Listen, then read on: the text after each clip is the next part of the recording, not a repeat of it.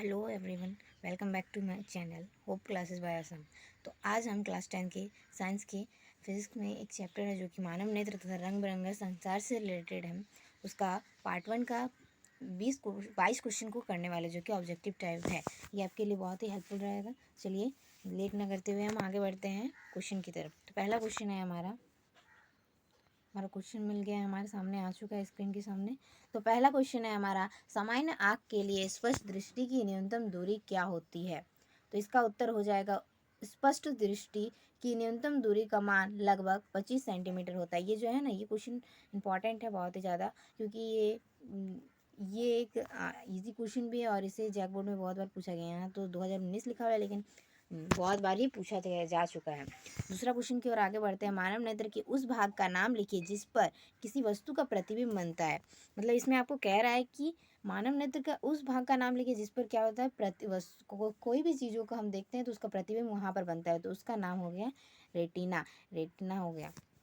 और तीसरा नंबर प्रश्न पे आते हैं, मानव नेत्र में किस प्रकार का लेंस रहता है? देखिए, मानव नेत्र में किस प्रकार का लेंस रहता है? तो उत्तल लेंस रहता है।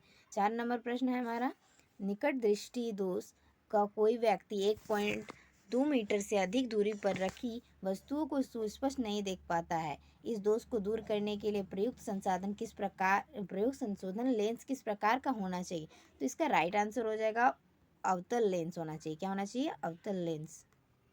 5 नंबर प्रश्न है हमारा कि मानव नेत्र अभिनेत्र लेंस की फोकस दूरी को समायोजित करके विभिन्न दूरियों पर रखी वस्तुओं को फोकसित करता है। ये किसके कारण होता है? तो ये क्या होता है? समंजन शक्ति के कारण होता है। समंजन शक्ति के कारण, जो कि समंजन क्षमता भी कहते हैं इसको।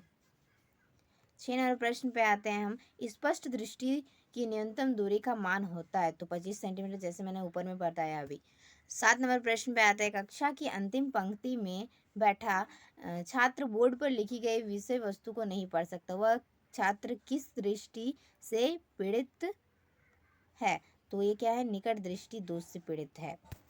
8 नंबर प्रश्न है हमारा, नेत्र लेंस की फोकस दूरी कम हो जाने पर कौन सा दृष्टि दोष उत्पन्न होता है? तो क्या होता है? निकट दृष्टि दोष उत्पन्न होता है। 9 नंबर प्रश्न है हमारा, दीर्घ दृष्टि दोष वाली आंख दूर की वस्तु को साफ साफ देख सकती है या निकट की वस्तु को? दूर की वस्तु को वो देख सकता है, निकट की वस्तु को नहीं देख सकता है। 10 नंबर प्रश्न है हमारा, नेत्र के किस दोष को दूर करने के लिए अवतल लेंस का उपयोग किया जाता है? नेत्र के किस दूर को दूर करने के लिए अवतल लेंस का उपयोग किया जाता है? तो निकट दृष्टि दोष को दूर करने के लिए इसका उपयोग किया जाता है। 11 नंबर प्रश्न है हमारा, श्वेत प्रकाश के किस वर्ण का तरंग दैर्घ्य न्यूनतम होता है? तो बैंगनी रंग का जो तरंग दैर्घ्य होता है वो न्यूनतम होता है। 12 नंबर प्रश्न है हमारा, श्वेत प्रकाश के किस वर्ण का तरंग दैर्घ्य सर्वाधिक होता है? तो ये लाल रंग का हो जाएगा। चलिए 13 नंबर प्रश्न की ओर आगे बढ़ते हैं। श्वेत प्रकाश के उसके अवयवी वर्णों या दैट मीन्स रंगों में बंटने की घटना को क्या कहते हैं? क्या कहते हैं हम इसे? प्रकाश का वर्ण विक्षेपण कहते हैं। ये क्वेश्चन भी बहुत ही ज़्यादा इंपॉर्टेंट है। श्वेत प्रकाश की किरण जब किसी प्रिज्म से होकर गुजरती है तब कौन सा रंग सबसे अधिक विचलित होता है? इसका आंसर देखते हैं, वो क्या है? बैंगनी रंग। बैंगनी रंग जो है ज़्यादा विचलित होता है, डेविएट होता है। 15 नंबर प्रश्न है हमारा, क्या कारण है कि आकाश का रंग नीला प्रतीत होता है? तो प्रकाश के प्रकीर्णन के कारण होता है। 16 नंबर प्रश्न है हमारे, क्या प्रकाश का रंग प्रकाश के तरंगदैर्घ्य पर निर्भर रहता है? तो देखिए, निर्भर रहता, हाँ निर्भर रहता है। 17 नंबर प्रश्न है हमारा, किसी कोलाइड विलयन में निलंबित कणों से प्रकाश की प्रकीर्णन को किस प्रभाव के नाम से जाना जाता है? तो टिंडल प्रभाव के नाम से जाना जाता है। 18 नंबर प्रश्न है हमारा, किसी माध्यम में छोटे कणों के निलंबन को क्या कहा जाता है? तो कोलाइड कहा जाता है। 19 नंबर प्रश्न है हमारा, अधिक तरंगदैर्घ्य के प्रकाश का प्रिज्म द्वारा उत्पन्न विचलन कम होता है या अधिक? तो विचलन क्या होता है? कम होता है। आ गए हम लास्ट क्वेश्चन की तरफ बढ़ रहे हैं और 2-3 क्वेश्चन बचा हुआ है। 20 नंबर का कोई प्रश्न है हमारा, दूरदृष्टि दोष किस प्रकार के लेंस से दूर किया जा सकता है? तो उत्तल लेंस। देखिए, उसमें निकट दृष्टि दोष था जो कि अवतल लेंस से दूर किया जाता है, और इसमें दूरदृष्टि लेंस दोष है जो कि उत्तल लेंस से दूर किया जाता है।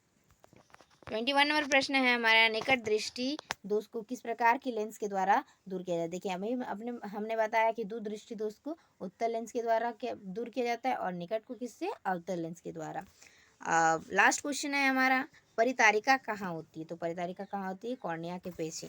तो आज हमने मानव नेत्र तथा रंग बिरंगा संसार के चैप्टर के भाग 1 का 22 ऑब्जेक्टिव क्वेश्चन को कर लिया है। आप लोगों को अगर सब्जेक्टिव क्वेश्चन भी चाहिए तो प्लीज़ हमें बताएं ताकि हम आपके लिए वीडियो बना सकें। Thank you so much.